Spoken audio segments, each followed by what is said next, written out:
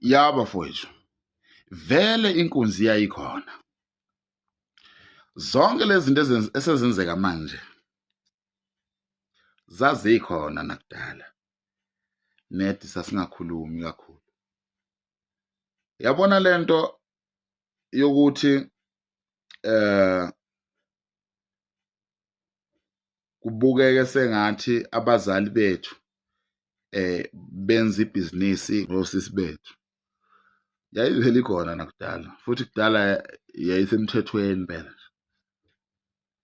That is why kunale nkulumo ethi amalobola apheli vele, lobola liqedwe. Yenza kanjani lento? Kwakungakhishwa mali, kwakungayikhiphi imali, lalingekho inani lokuthi ingane yentombazane kumele ibe u-15,000 or ibe u-40,000. Cha, yayingekho leyo nto ukuthi ingane isizolotsholwa inkomo eziwu-11. Yayivele ingekho leyo nto, ifike nabelungu.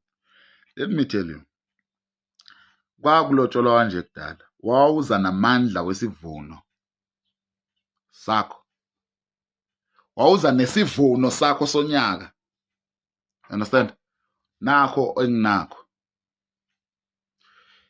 ngonyaka ozayo uye nokunye futhi, nakho kunye. Uma indlala ihlasela ngapha ekhweni, babeza bekhumbula kumkhwenyana wendoda, bese ukhipha futhi okuncane. Awulotsholwa kanjalo. Hhayi lento yamanje ukuthi-ke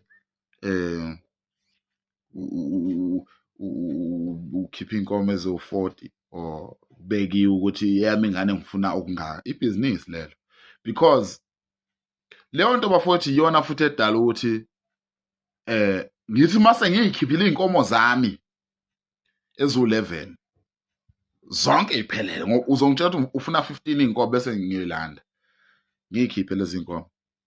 Emva kwalapho izokuhlasela indlala wena mkhwe wami, you understand? Uzofunda ukuthakatha ukuze ingane yakho, ngoba uyabona ukuthi iyathandwa amadoda, ziyayithanda insizwa, iyaloboleka. Uzoyithakatha le ngane iphelele umshado ukuze iphinde ilotsholwe futhi, ngoba ngithi usafuna okunye ukudla, usulambile, aphelile amalobolo lawa ya.